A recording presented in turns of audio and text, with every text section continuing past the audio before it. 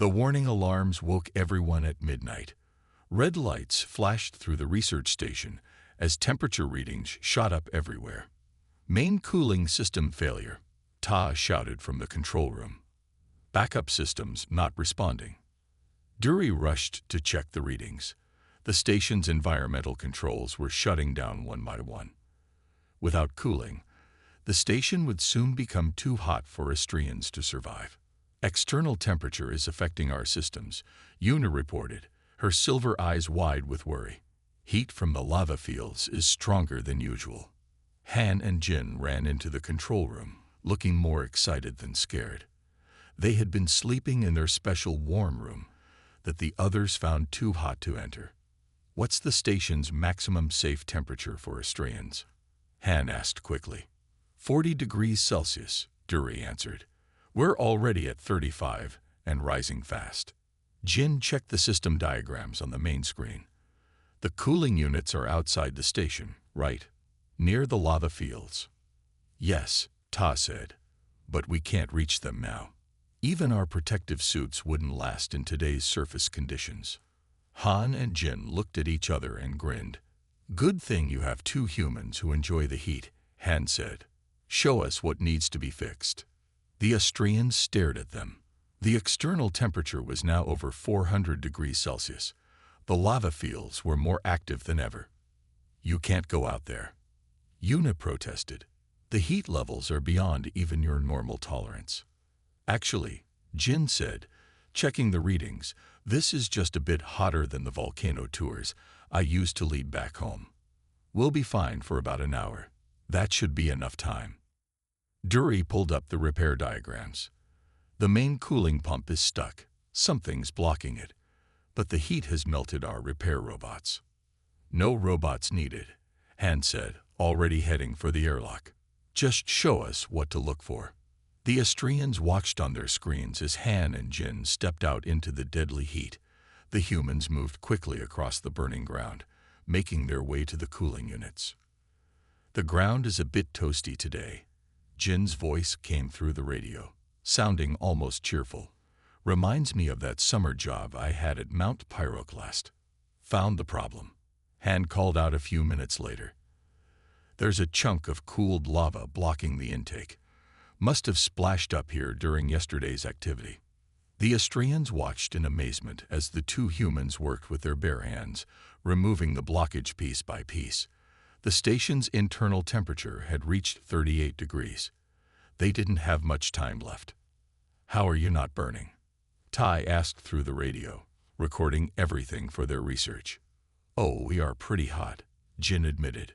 But human skin has some nice tricks for handling heat. We're sweating a lot, which helps cool us.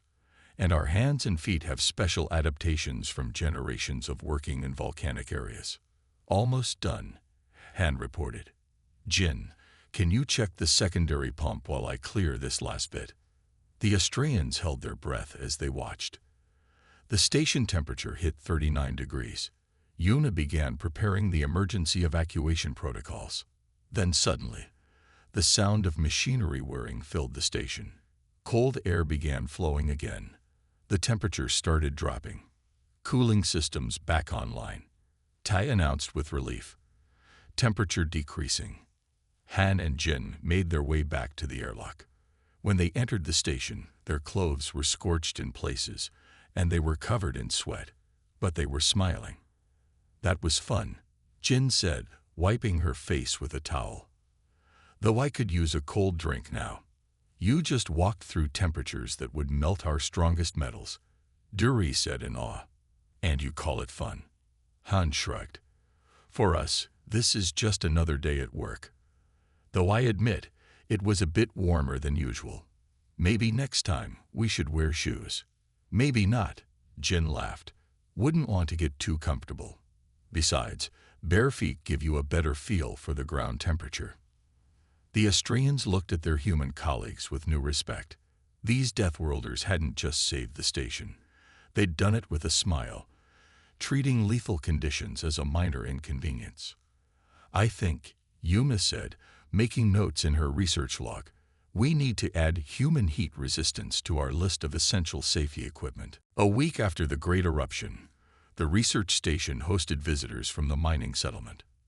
The Austrian miners had come to thank their human saviors, but they were still nervous about getting too close to Han and Jin.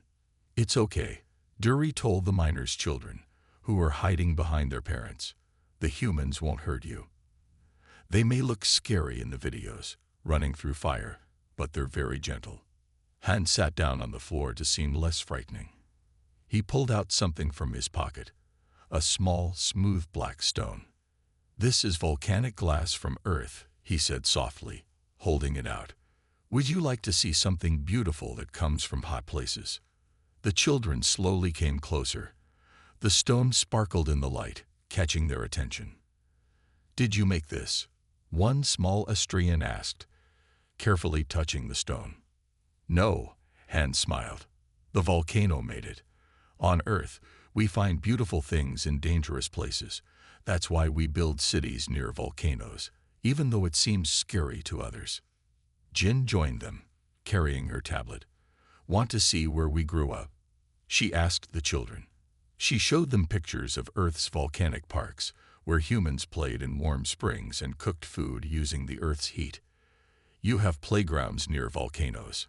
another child asked, amazed. "We do, and schools, and homes, and gardens," Jin explained. "The heat helps us grow the best food. The warm ground keeps our houses cozy in winter."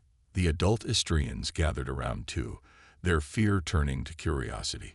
Ta used this chance to show them the new research tools they had developed. "See how the humans taught us to understand heat in a new way." He demonstrated the tools. What we thought was just danger, they showed us was full of useful patterns. "But aren't you afraid of the lava?" a miner asked Han. "Sometimes," Han admitted. "Being brave doesn't mean you're never scared. It means you learn to work with the scary things, like how you mine minerals from deep underground. That would scare many humans." This made the miners laugh. They hadn't thought about how their normal work might seem dangerous to others. Yuna brought out her medical scans from the eruption day. "Look at this," she showed everyone. When Han and Jin ran through the extreme heat, their bodies worked harder to protect them. They weren't just surviving. Their bodies were designed for it. "Like how your bodies are designed for working in deep, cold mines," Jin added. "We're all adapted to different things." The children were getting braver now. One of them asked, "Can you teach us about volcanoes?" "Of course," Han said. He started drawing on a tablet. "See, a volcano is like a giant kitchen. It cooks rocks instead of food. Sometimes it makes them into pretty stones, like this one." He held up the volcanic glass again. As the day went on, the Austrians' fear turned into respect and interest. The miners shared stories about their deep underground work, while the humans told tales about Earth's volcanic regions. Next week, Jin suggested, we could set up a safe viewing area, show you how beautiful lava can be from behind the shields. "Like a volcanic park on Earth?" a child asked excitedly. "Exactly," Jin smiled, "but much safer with our new shields and tools." Later that evening, after the miners left, Dury found Han looking out the window at the lava fields. "You've changed how we see our whole world," she said. "We used to think this moon was too dangerous. Now we're planning volcanic parks." Han laughed. "And you've changed how we see ourselves. On Earth, people sometimes call us crazy for living near volcanoes. But you helped us see that we're not crazy. We're just adapted to our home." "Maybe that's what Deathworlder really means," Dury suggested. "Not someone who lives in a deadly place, but someone who shows others how to find life and beauty in scary places." Outside, the lava fields glowed in the darkness. But now, instead of seeing danger, the Austrians were beginning to see what the humans saw, a landscape full of wonder and possibility. 6 months after the Great Eruption, the research station looked very different. The small building had grown into a large complex with 2 separate environmental zones, one cool section for Austrians and one warm section for humans.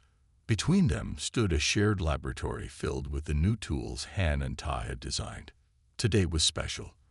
The first group of Australian students had arrived to learn about volcanic research. They wore the new protective suits that combined Australian cooling technology with human heat-resistant materials. Remember, Han told the students as they prepared to go outside, these suits will protect you, but you still need to listen to your body. We'll start with just 5 minutes on the lava fields.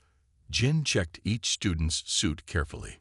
The sensors will tell you what we feel with our bare feet. Try to match the readings with what you see.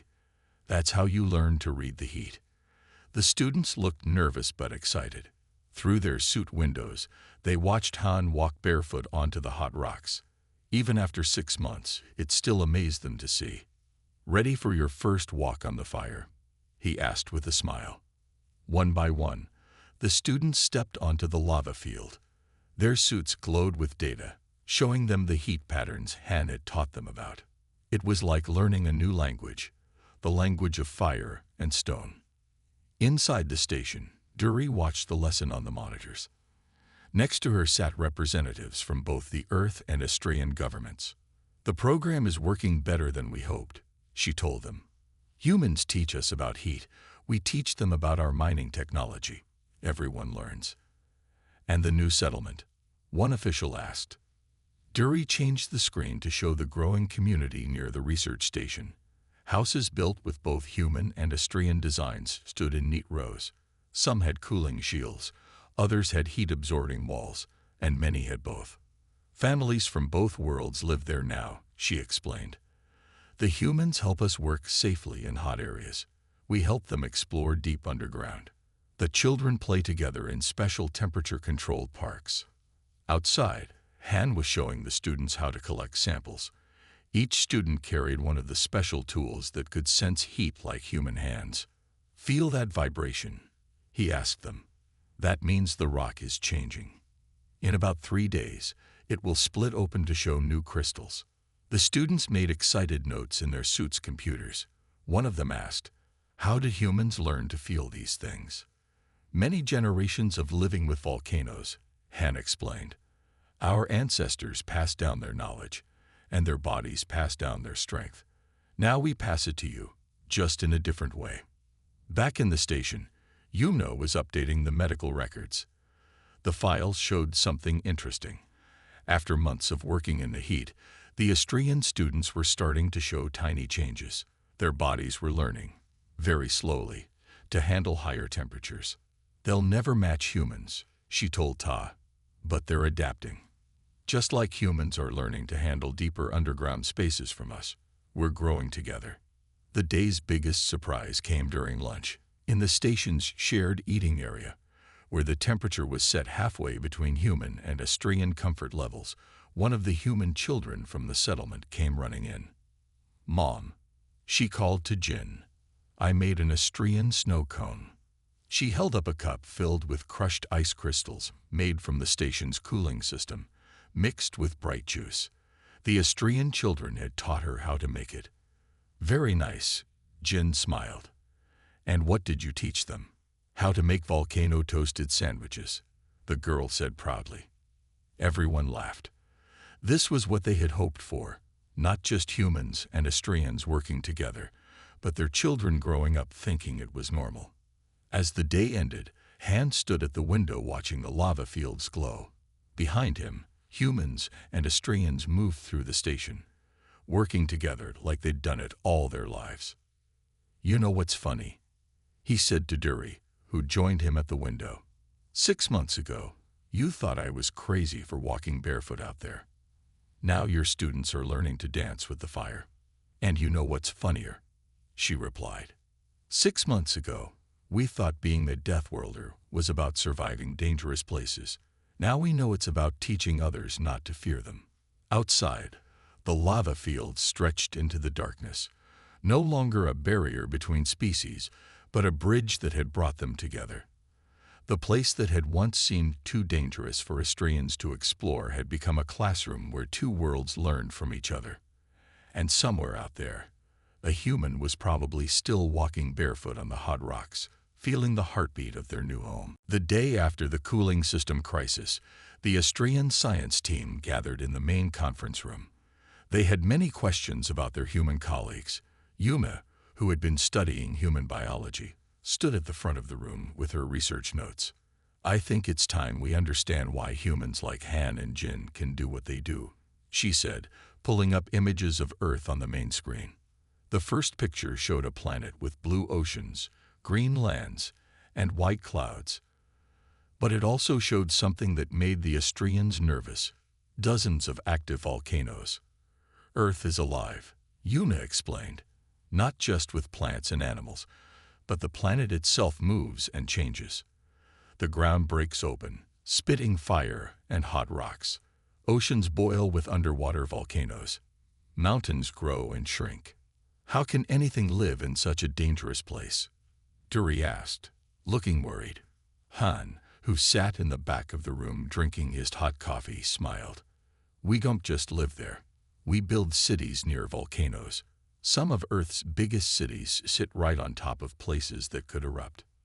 The next image showed a human city with a snow-capped volcano in the background. The Austrians looked confused. "But why take such risks?" Tai asked. Jin stepped forward to help explain. "Volcanic areas are very good for growing food. The soil is rich. The heat can be used for power. Hot springs help people relax and heal. Humans learn to use the danger to help them live better lives." Yuna nodded and showed the next image: ancient human cave paintings. Humans have lived near volcanoes for thousands of years. Their bodies slowly changed to handle the heat. Some groups, like Han and Jin's ancestors, developed special abilities. "It's like building a callus," Han added. "You know how skin gets tougher when you use it a lot. Imagine that happening over hundreds of generations. Our bodies learn new tricks for handling heat." The next slides showed thermal images of human hands and feet. Yuna pointed to the special patterns in them. Human skin can sense tiny temperature changes. Their sweat helps cool them down. Their blood vessels can change size to control heat. And their feet. She paused, showing close-up images of foot structure. Their feet can handle amazing amounts of heat without burning. "But that's not all," Jin said. She pulled up her own pictures on the screen. Humans cooking eggs in hot springs, children playing in warm volcanic sand, tourists walking on cooling lava flows. On Earth, we turned these dangerous places into parks. People visit them for fun. They cook food using volcano heat. They build houses that use hot springs to stay warm. The danger became part of normal life. The Austrians looked amazed. Duri raised her hand. "Is that why humans are called Deathworlders? Because they live in deadly places?" "Partly," Yuna answered. "But it's more than that. Humans don't just survive in dangerous places. They find ways to enjoy them. They turn threats into tools. What we see as deadly, they see as useful." Han stood up and walked to the front. He pulled a small box from his pocket and opened it. Inside were black rocks that looked like glass. "These are from my hometown," he said. "We use them to build buildings, make art, even make jewelry. Every dangerous thing on Earth, humans tried to make useful. Or fun," Jin added with a laugh. "Don't forget the volcano surfing competitions." The Austrians looked horrified. Volcano surfing. "Maybe we'll save that story for another day," Han said quickly. "The point is, Earth taught us to adapt. Not just our bodies, but our minds too. We learn to see opportunities where others see danger." Yuna concluded her presentation with a final image. Han and Jin fixing the cooling system the day before. "Now we understand better," she said. "What we call extreme, they call normal. What we see as a crisis, they see as a chance to help. That's what makes humans special, not just their tough bodies, but their way of thinking about danger." The Austrians looked at their human friends with new understanding. These weren't just tough creatures from a deadly world. They were beings who had learned to dance with danger and make it beautiful. The new tools Han and Ta created gave them only 10 minutes of warning. But those 10 minutes made all the difference. Major eruption coming, Han shouted, bursting into the control room. The sensing tool in his hands was showing readings higher than ever before. The whole field is about to blow. Dury quickly checked the station's sensors. They were showing normal readings. Are you sure? Our equipment. The ground shook before she could finish. Warning lights flashed across every screen. The human sensors are right, Ta said, looking at his tablet. A huge eruption is starting. And it's not just the research station in danger. The Australian mining settlement is right in the path. The mining settlement was home to 200 Australian workers and their families. They had built it far from the active lava fields, but this eruption would be bigger than anything they had planned for. How long do we have? Yunnan asked, already sending emergency signals to the settlement.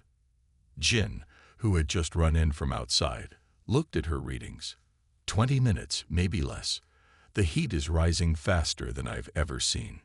The settlement's shields won't handle this kind of eruption, Dury said. They need stronger protection, but all our heavy equipment would melt before we could set it up. Han and Jin looked at each other. They had the same idea. We can do it, Han said. Humans can survive out there long enough to set up the emergency shields, but we'll need everyone's help. The next few minutes were a blur of activity. The Australians quickly programmed the shield generators while Han and Jin prepared for the worst heat they had ever faced. This is crazy, Yuna said, helping them put cooling packs in their pockets.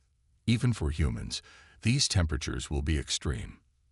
That's why we're not taking no for an answer, Jin said with a grin. Crazy is what humans do best. Outside, the ground was already cracking. Hot gases shot into the sky. The temperature was rising so fast that even Han and Jin's special tools couldn't keep up with the readings. Remember, Ta said through the radio as the humans headed out, you have 15 minutes at most. After that, even your bodies won't be able to handle the heat.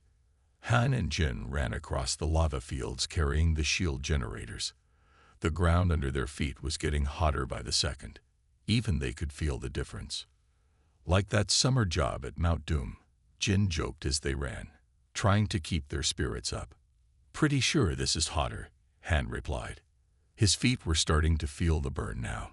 But at least we're not carrying tourists. They reached the first shield point in record time. Their hands shook as they set up the generator, not from fear, but from the intense heat that was starting to affect even their resistant bodies. First shield online. Han reported back to the station, moving to position 2. The Austrians watched on their screens as the humans raced against time. The eruption was getting closer. The ground was breaking apart behind them as they ran to each new position. 10 minutes left, Yuna warned. Your body temperatures are getting dangerously high. Can't stop now, Jin said, setting up the third shield. 2 more to go. The heat was so intense that their clothes were starting to smoke. The rubber soles of their boots, which they had finally agreed to wear for this mission, were beginning to melt. Last shield, Han called out. They could barely see through the heat waves now. Almost there. With seconds to spare, they activated the final shield. A protective barrier of energy rose around the settlement just as the eruption reached its peak. Get back to the station now, Dury shouted through the radio. The ground was breaking apart all around them. Han and Jin ran back, jumping over newly formed cracks in the ground. They'd reached the station's airlock just as the main eruption began. Behind them, rivers of lava flowed harmlessly against the shields they had placed. Inside the station, the humans collapsed into chairs, their clothes scorched and their skin red from the heat. But they were smiling. The settlement is safe, Tay reported, checking the shields. All barriers holding at full strength. How are you feeling? Yuna asked, scanning them with medical equipment. Like we just had a nice warm-up exercise, Jin said, though her voice was tired. Though maybe next time, Han added, looking at his melted boots, we should bring better shoes. The Astrians looked at their human friends with a mixture of horror and gratitude. They had just run through conditions that would have vaporized any other known species. "You know," Dury said softly, "I finally understand why humans are called Deathworlders. It's not because you come from a dangerous world. It's because you'll face any danger to help others." A week after Yuna's presentation, Ta found himself in Lab 3, watching Han sort through hot rocks with his bare hands. The Austrian scientist had an idea, but he wasn't sure how to explain it. "Han," he finally said, "I've been thinking. We Austrians have very good tools for measuring things, but we can't get close to the really hot areas. You humans can get close, but you don't have our measuring tools." Han looked up from his work, interested. "Go on. What if we work together? Not just as different teams, but by mixing our skills." Ta pulled out his tablet and showed Han some drawings he had made. The drawings showed a new kind of research tool. It would combine Austrian-sensitive measuring devices with materials that could handle extreme heat. But most importantly, it was designed to work with human touch. "See, this part would let you feel the heat like you usually do," Tai explained, pointing to his design. "But it would also take exact measurements that our computers can understand." Han picked up the tablet, careful not to touch it with his hot hands. His eyes lit up as he studied the drawings. "This is brilliant," he said. "We could teach your computers to understand what we feel when we touch hot rocks, like having both human and Austrian senses at once." They spent the next few hours improving the design. Jin joined them later, adding ideas from her experience leading volcano tours on Earth. "Make this part rougher," she suggested, pointing to the handle. "When rocks are super hot, we feel tiny bumps better than smooth surfaces." Tai made notes quickly. "Is that how you know so much about the rocks here?" "By feeling the bumps." "Exactly," Jin said. "Each kind of rock feels different when it's hot.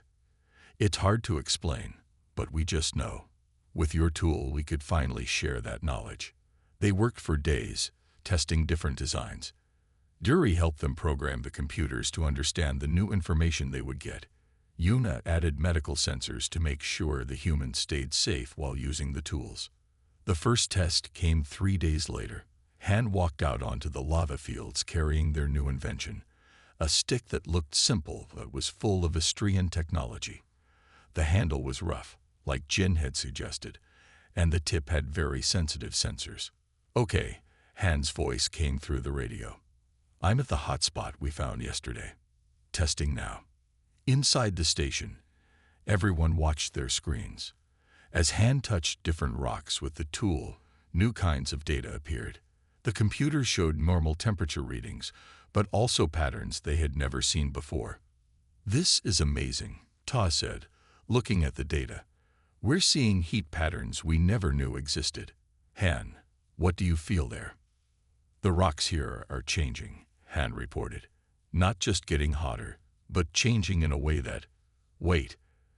Everyone, look at this pattern." The screen showed a strange new reading. At the same time, the station's geology sensors started beeping. "He's right," Dury said, checking the sensors. "Something's happening underground." Han found it just by touch, and our new tool helped us understand exactly what he was feeling. Jin was already pulling on her boots. "I'll go out and help him map the whole area. With 2 of us using the tools, we can cover more ground." Over the next few hours, the humans explored the lava fields with their new tools. The Austrian screens filled with data they had never seen before. They were learning to understand the hot rocks in a whole new way. "This is better than we ever imagined," Ta said, watching the data flow in. "We're not just measuring the heat anymore. We're understanding it the way humans do." Han and Jin came back to the station excited. The tools had worked perfectly, combining human senses with Austrian technology. "This is just the beginning," Han said, carefully putting down the tool to cool. "Think about all the other things we could learn from each other, not just about heat and rocks, but about how different species sense the world." Ta looked at the new data on his screens, then at his human friends. They had built more than just a new tool. They had built a bridge between two very different ways of understanding their universe. Maybe, he said, this is what space exploration is really about. Not just finding new places, but finding new ways to understand them together. 3 days after Jin's arrival, the real work began. The Astrian research station had never been so busy, or so warm. We've adjusted the temperature in Lab 3 for human comfort, Dury announced, checking her tablet. Though I still can't believe you call 4-5 degrees Celsius comfortable. Han and Jin were unpacking their Earth equipment. Most of it was surprisingly simple. Basic tools made of materials that could handle extreme heat. The Astrians watched in fascination as the humans handled hot samples with their bare hands. Look at this formation, Han said, holding up a glowing rock. The crystal structure is perfect for thermal energy conversion. He passed it to Jin, who turned it over in her hands, as if it were a regular stone instead of something hot enough to burn most creatures. Ta, wearing his cooling suit, moved closer to observe. How can you tell without using scanning equipment? Experience, Jin explained. When you grow up in volcanic regions, you learn to feel the differences in heat patterns. Each crystal type has its own heat signature. To demonstrate, she picked up 3 different rocks from their collection. See, this one has tight crystals. It holds heat longer. This one has loose crystals. It cools faster. And this one, she grinned.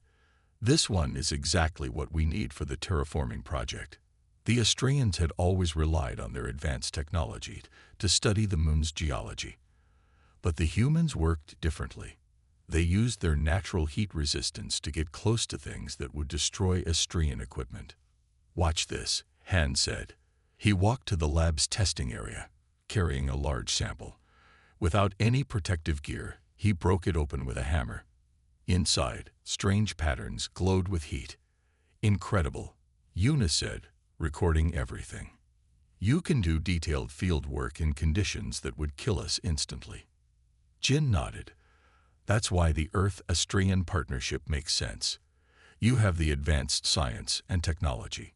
We have the ability to work directly with high-temperature materials. As they worked, more differences became clear. The humans could smell gases that the Astrians needed special equipment to detect. They could feel tiny changes in ground temperature that might warn of volcanic activity. Their bodies had evolved to understand the dangerous environment in ways that machines couldn't match. Back home, Han explained while sorting through hot rocks with his bare hands, we have whole cities built around volcanic zones. The heat powers our homes. We cook with it, build with it, live with it. Some of our most popular tourist spots are active volcanic regions. Dury looked shocked. Tourists? You mean people visit dangerous places for fun? Oh yes, Jin laughed. They take hot spring baths, cook eggs in volcanic vents, walk on warm beaches of black sand. Some even go camping on the warm rocks. The research station's computer beeped. New data was coming in from their sensor network. Tay rushed to check it. There's unusual activity in Sector 7, he announced. The temperature is rising fast. We'll have to wait days for it to cool down before we can investigate. Han and Jin looked at each other and smiled. No need to wait, Han said. We can go check it right now. But the surface temperature there is reaching 300 degrees. Dury protested.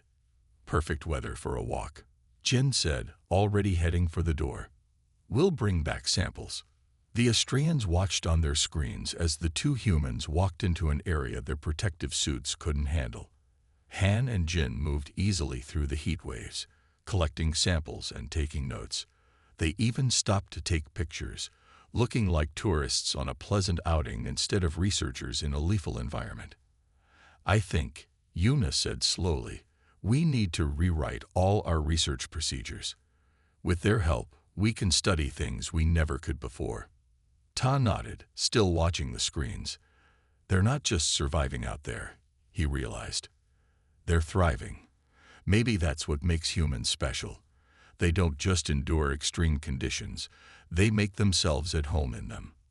Outside, Han and Jin continued their work, barefoot on the burning ground, changing the way their Astrian colleagues thought about what was possible. The alarm buzzed through the Astrian research station. Duri rushed to the monitoring screen, her silver eyes wide with horror.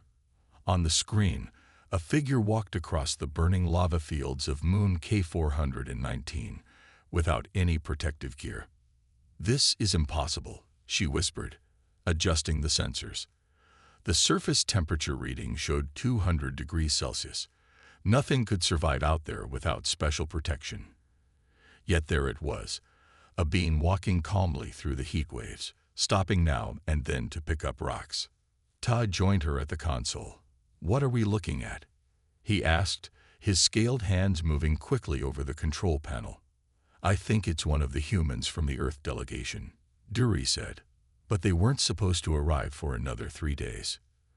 The figure on the screen wore simple work clothes and carried a basic sample collection bag. No protective suit, no cooling system, no heat shields, just clothes, and strangest of all, no shoes. "We have to rescue them," Ta said, already running toward the emergency response chamber. "They must have lost their protective gear in a landing accident." Duri grabbed the station's communicator. "Unknown human on the surface. This is Astrian Research Station K419. You are in extreme danger. Please respond." The figure stopped and pulled out a communication device. A calm voice replied, "This is Han from Earth's Terraforming Division. I arrived early to get some preliminary samples. Is there a problem?" Duri's 3 hearts beat faster. "You're walking on a surface hot enough to melt standard metals. Where is your protective gear?" There was a pause, then a small laugh came through the communicator. "Oh, right. Sorry about that. I forgot that Astrians aren't used to these conditions. Don't worry, this is actually quite cool compared to where I grew up. Reminds me of the beaches back home." Ta, who had returned to the console, looked at Duri in confusion. "Beaches? On their world? At these temperatures? That's impossible," Duri said into the communicator. "Our records show Earth has liquid water. Life couldn't evolve in these conditions." "Oh, most of Earth isn't this warm," Han replied cheerfully. He stopped to pick up another rock, examining it closely. "But I'm from a region with active volcanoes. This is nothing compared to the lava fields where I trained. The rocks here are only about 200 degrees. Back home, we regularly work in areas twice this hot." The Astrians watched in stunned silence as Han walked to another spot, knelt down, and began taking samples with his bare hands. "Fascinating mineral formations you have here," Han continued, as if he was taking a pleasant walk in a garden. "The crystalline structures are similar to what we see in Earth's younger volcanic regions. Mind if I bring these samples to your lab? I'd love to run some tests." Duri looked at Tai, then back at the screen. Their research station had been studying K419 for years, but they could only work on the surface for short periods, even with their best protective gear. The idea of someone walking barefoot on those same rocks, treating it like a casual activity, went against everything they knew about biological limitations. "The airlock will be ready for you," Duri said weakly. "But are you sure you're safe?" "Never felt better," Han replied. "Though I could use some water. It's a bit dry out here." As they prepared for Han's arrival, Duri accessed the Galactic Database's entry on humans. The first line read, "Classification, Deathworlder, extreme environmental tolerance." She had always thought this was an exaggeration. When the airlock door opened 10 minutes later, Han walked in carrying a bag full of rocks that should have been too hot to touch. His feet were completely unburned. He smiled at the shocked Astrians and pulled out his samples. "These are amazing specimens," he said excitedly. "The mineral content is exactly what we need for the terraforming project. Oh, and sorry for arriving early. I just couldn't wait to get started when I saw those beautiful lava fields from orbit. They looked just like home." Duri and Ta looked at each other, then at their thick environmental suits hanging on the wall. Then back at the barefoot human happily arranging hot rocks on their lab table. They had a feeling their understanding of what was possible was about to change dramatically. The next morning, the Astrian research station was in chaos. Han had woken up early, complained about his room being too cold at 30 degrees Celsius, and went outside again to collect more samples. Dury found him sitting cross-legged on a rock that their sensors said was hot enough to cook food on.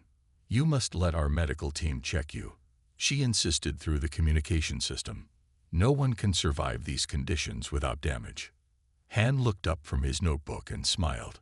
"If it makes you feel better, I'll come in for a checkup. But first, want to see something cool."